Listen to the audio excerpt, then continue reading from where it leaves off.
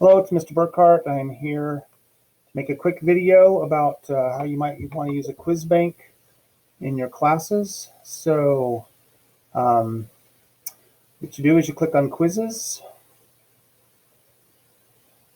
and instead of starting a quiz, instead of clicking on plus quiz, click on the three dots next to plus quiz and manage question banks. And so you would add a question bank. So you go add a question bank and you give it a name, fake bank. And then you can start adding questions to that bank. Open it up. And,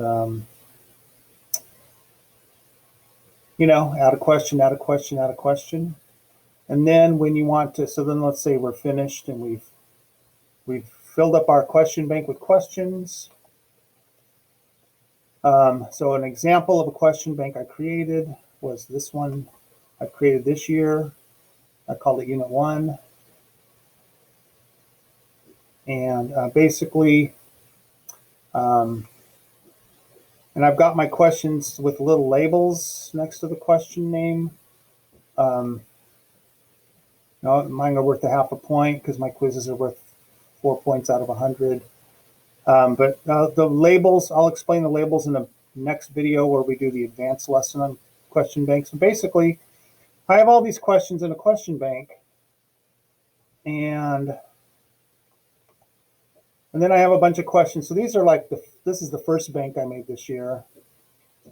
And then this is the second bank I made this year, Projo and AP exam. So right now, if I wanted to give a quiz and I wanted to use questions out of both of those banks, now I have those questions stored in a bank. So here's the cool thing about the banks is, now when I go to make a quiz, I'm going to make a new quiz. Okay, this is new. I'm just going to go with classic quizzes because I don't know what this means. And come on, man, just give us a break here with the lag. All right, so we're going to call this the fake quiz. And we're going to, so then we put in our, you probably know this part. You know how to make a quiz. So you do all that. And now you're going to find questions. So you go find questions in your quiz bank. So here are all the quiz banks I've ever made. Question bank. So here are all the question banks I've ever made, and I can pull questions out of any of them for this quiz. Right, and you just pull the questions in, and now I've got questions. So the problem is if you've already made quizzes, there may be a way to fix that. If you go to your, so here's the last word I'm going to say about this in this video. This is getting to be too long probably. When you, so you're like, oh crap, I've already made a bunch of questions. So when you go to your manager question banks, you may have a quiz that's called unfiled questions. And if you're lucky, you're going to find all your questions in unfiled questions.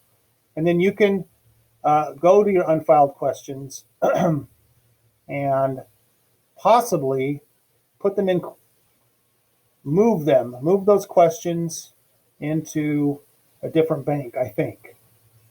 Copy, move question to another bank. There you go. So you can move the questions into other question banks that are in unfiled, and then you can recover and not have to start all over again this year.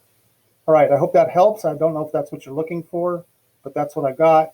And now I'm going to make another video after this one that actually shows you really how powerful these question banks are, so that each kid gets a unique quiz every time.